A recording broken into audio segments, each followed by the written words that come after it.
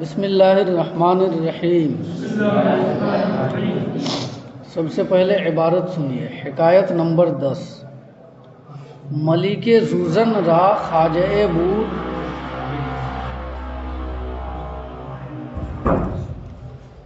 ملک زوزن را خواجہ بود کریم النفس و نیک محضر کہ ہم گنا را در مواجہ حرمت داشتے و در غیبت نیکو گفتے۔ اتفاقاً ازو حرکت صادر شد کہ در نظر سلطان ناپسندیدہ آمد۔ مصادرت فرمود و عقوبت کرد۔ سرہنگانے بادشاہ بسوابق انعام او معترف بودن و بشکر آن مرتہن۔ در مدت توکیل او رفق و ملاطفت کردندے و زجر و معاتبت روا نداشتندے۔ قطعہ صلح با دشمن خود کن وگرت روزے او در قفا عیب کند در نظرش تحسین کن۔ سخن آخر بدہاں می گزرد موذی را سخنش تلخ نخواہی دہنش شیریں کن۔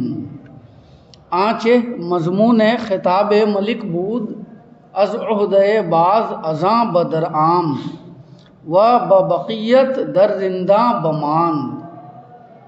در زنداں، رنداں غلط ہے، زنداں ہے لفظ ہے نا۔ و ببقیت در زنداں بماند یکے از ملوک نواحی در خفیہ پیامش فرستاد کہ ملوک آن طرف قدر چنا بزرگوار ندانستند و بے عزتی کردند۔ اگر خاطر عزیز فلاں بجانب ما التفات کند در رعایت خاطرش ہرچے تمام تر سعی کردہ شود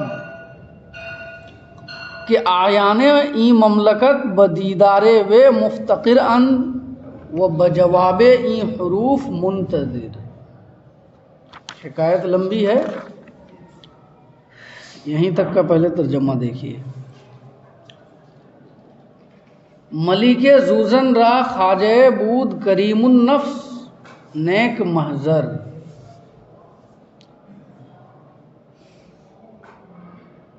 شہنشاہ زوزن کا ایک وزیر تھا،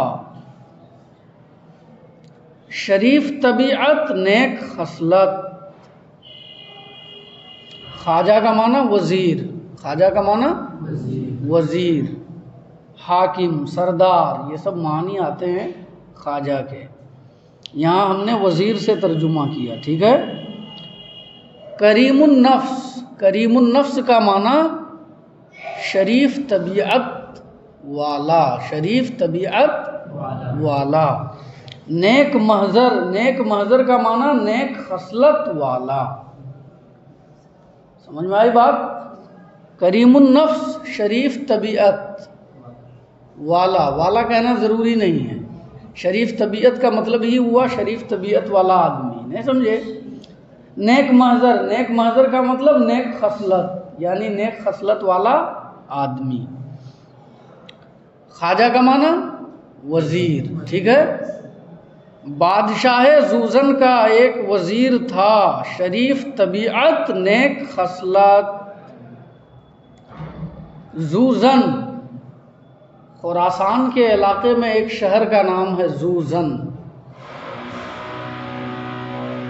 کہا جاتا ہے کہ اصل میں اس شہر کے بادشاہ کا نام تھا زوزن، اس بادشاہ کے نام سے شہر کا نام پڑا، بادشاہ کے نام سے شہر کا نام ہوا زوزن۔ تو ترجمہ، شہنشاہ زوزن کا ایک وزیر تھا، شریف طبیعت نیک خصلت کہ ہم گنارا در مواجہ حرمت داشتے، جو سامنے میں سب لوگوں کی عزت کرتا،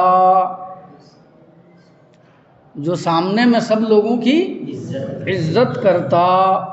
مواجہ، مواجہ کا معنی روبرو، سامنے، ہے نا۔ ہمگنا، ہمگنا کا مطلب سب لوگ، پہلے بھی پڑھ چکے ہو یہ لفظ. وہ در غیبت نیکو گفتے اور پیٹھ پیچھے تعریف کرتا. سامنے میں سب لوگوں کی عزت کرتا اور غائبانے میں پیٹھ پیچھے تعریف کرتا، اچھا کہتا، اچھائی سے یاد کرتا. ترجمہ سمجھ میں آیا؟ اتفاقاً ازو حرکت صادر شد کے در نظر سلطان ناپسندیدہ آمد. اتفاق سے اس سے ایک ایسی حرکت صادر ہوئی جو بادشاہ کی نظر میں ناپسند ہوئی. اتفاق سے اس سے ایک ایسی حرکت صادر ہو گئی جو بادشاہ کی نظر میں ناپسند ہوئی. مصادرت فرمود و عقوبت کرد. جرمانہ لگایا اور سزا دی. جرمانہ لگایا اور سزا دی. مصادرت فرمودن یعنی جرمانہ لگانا، یا قرقی کا حکم دینا. قرقی جانتے ہو نا؟ ارے پولیس آتی ہے مجرم کے گھر پر اور اس کے مکان کو ڈھا دیتی ہے اور جو کچھ اس کے گھر میں ہوتا ہے سب کو اپنے ضبط میں لے لیتی ہے، نہیں سمجھے؟ اور اس کو بے دخل کر دیتی ہے مکان سے، اور گھر کا سارا سامان لے کر کے پولیس والے تھانے میں جمع کر دیتے ہیں لے جا کر، نہیں سمجھے؟ اس کو قرقی کرنا بولتے ہیں، قرقی کرنا. تو مصادرت فرمودن کا معنی قرقی کرنا بھی آتا ہے، جرمانہ لگانا بھی آتا ہے، نہیں سمجھے؟ تو مصادرت فرمود ہم نے جرمانے سے ترجمہ کر دیا. مصادرت فرمود جرمانہ لگایا، وہ عقوبت کرد اور سزا دی. سرہنگان بادشاہ بسوابق انعام او معترف بودن وہ بشکر آ مرتہن. بادشاہ کے فوجی اس کی پہلی نعمتوں کے معترف تھے اور اس کے شکر کے گروی رکھنے والے. سرہنگان، سرہنگ کی جمع ہے، سرہنگ کا معنی سپاہی، فوجی. سرہنگان اس کی جمع ہے. سوابق، سابق یا سابقہ کی جمع ہے، اس کا معنی اول، پہلا، نہیں سمجھے؟ معترف کا معنی مقر، اقرار کرنے والا، اعتراف کرنے والا. مرتہن کا معنی گروی رکھنے والا. کیا؟ گروی رکھنے والا. یعنی آدمی جب کسی سے کوئی سامان لیتا ہے تو کبھی ایسا ہوتا ہے کہ سامنے والا جو ہے نا، اعتماد کے لیے تم سے کچھ سامان کو وہ طلب کرتا ہے کہ فلاں سامان ہمارے پاس رکھ دو اتنے دن تک کے لیے، جب قرض ادا کر دو گے تو وہ سامان ہم واپس کر دیں گے. ایسا ہوتا ہے نا؟ اندیشہ ہوتا ہے کہ کہیں یہ قرض واپس نہ کرے، انکار کر جائے، تو ضمانت کے طور پر کوئی دوسرا سامان رکھ لیتے ہیں، اس کو گروی رکھنا بولتے ہیں. سمجھ میں آیا نا؟ فقہ میں ایک مستقل باب آتا ہے، باب الرہن، گروی رکھنے کا بیان. تو جو گروی رکھتا ہے اس کو راہن کہتے ہیں، اور جس کے پاس گروی رکھا جاتا ہے اس کو مرتہن کہتے ہیں. اور جو چیز گروی رکھی جاتی ہے اس کو شیء مرہون کہتے ہیں. مرہون، شیء مرہون. سمجھ میں آیا نا؟ تو ترجمہ یہ ہوا کہ بادشاہ کے فوجی اس کی پہلی نعمتوں کے اعتراف کرنے والے اور اس کے شکر کے گروی رکھنے والے تھے. یعنی یہ آدمی اچھا آدمی تھا،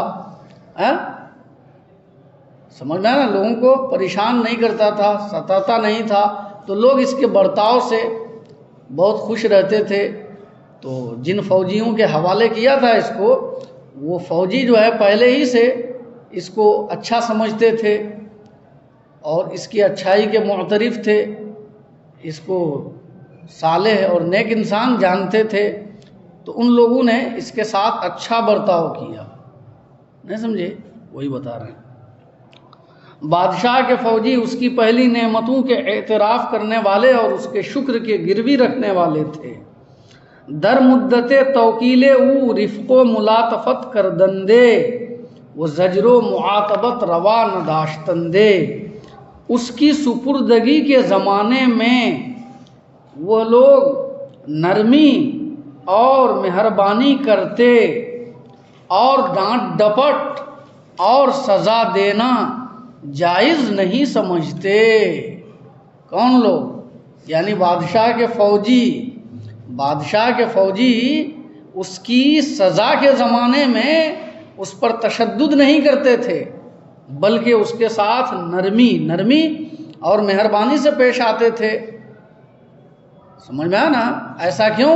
اس لیے کہ یہ خود ان کے ساتھ اپنے عہدہ اور منصب کے زمانے میں حسن اخلاق سے پیش آتے تھے، تو بدلے میں سمجھ میں آیا نا وہ لوگ ان کے ساتھ اچھا برتاؤ کرتے تھے. تو اسی کو بیان کیا، در مدت توکیل او رفق و ملاطفت کردندے وہ زجر و معاتبت روا نہ داشتندے. اس کی سپردگی کے زمانے میں، یوں کہہ سکتے ہو اس کی سزا کے زمانے میں بادشاہ کے فوجی نرمی اور مہربانی کرتے اور ڈانٹ ڈپٹ اور سزا دینا جائز نہیں سمجھتے. مار پیٹ کرنا جائز نہیں سمجھتے. معاتبت کا معنی عتاب کرنا، مار پیٹ کرنا، سزا دینا. تو مار پیٹ سے ترجمہ کر لو سب سے بہتر. اور مار پیٹ کرنا جائز نہیں سمجھتے. تو زجر کا معنی ڈانٹنا، معاتبت کا معنی مار پیٹ کرنا، رفق کا معنی رفق و ملاطفت کا معنی نرمی اور مہربانی. اس کی سپردگی کے زمانے میں وہ نرمی اور مہربانی کرتے اور ڈانٹ ڈپٹ اور مار پیٹ جائز نہیں سمجھتے. قطع صلح با دشمن خود کن وگرت روزے او در قفا عیب کند در نظرش تحسین کن. اپنے دشمن کے ساتھ صلح کر، اور اگر کسی دن وہ تیرے غائبانے میں تیرے پیٹھ پیچھے تیرا عیب بیان کرے تو تو اس کے سامنے اس کی تعریف کر. اگر تیرا کوئی دشمن پیٹھ پیچھے تیری برائی کر رہا ہے اور تجھے علم ہو چکا ہے، تو تو جب اس کے سامنے آئے تو تو اس کے ساتھ اچھائی سے پیش آ، اس کی تعریف کر. یعنی برائی کا بدلہ برائی سے نہ دے، بلکہ برائی کا بدلہ نیکی سے دے. وہ عیب جوئی کر رہا تھا لیکن تو تعریف کر، تو اس کو سراہ، تو اسے اچھا کر. صلح با دشمن خود کن وگرت روزے او در قفا عیب کند در نظرش تحسین کن. اپنے دشمن کے ساتھ صلح کر، اور اگر کسی دن وہ پیٹھ پیچھے عیب بیان کرے تو تو اس کے سامنے اس کی تعریف کر. یہاں بھی پہلا مصرع جو ہے گلستہ میں دیکھو گے تو اس میں کچھ الفاظ بدلے ہوئے ہیں، لیکن مفہوم یہی ہے. سخن آخر بدہاں می گزرد موذی را، بات آخر کار تکلیف دینے والے کے منہ سے ہو کر گزرتی ہے. ترجمہ سمجھو، بات آخر کار تکلیف دینے والے کے منہ سے ہو کر گزرتی ہے. اس کی کڑوی بات تجھے نہیں چاہیے تو تو اس کا منہ میٹھا کر. اس کی کڑوی بات تجھے نہیں چاہیے تو تو اس کا منہ میٹھا کر. سمجھ میں آیا نا؟ یعنی اپنے حسن اخلاق سے، اپنے اچھے برتاؤ سے، سمجھ میں آیا نا؟ تو اسے خوش کر. پھر تو دیکھے گا کہ وہی زبان جس سے تیرے لیے کڑوی باتیں نکلتی تھیں، اب اسی زبان سے تیرے لیے میٹھی باتیں نکلیں گی. بات آخر کار تکلیف دینے والے کے منہ سے ہو کر گزرتی ہے. اس کی کڑوی بات تو نہیں چاہتا ہے تو تو اس کا منہ میٹھا کر. سمجھ میں آئی بات؟ ہاں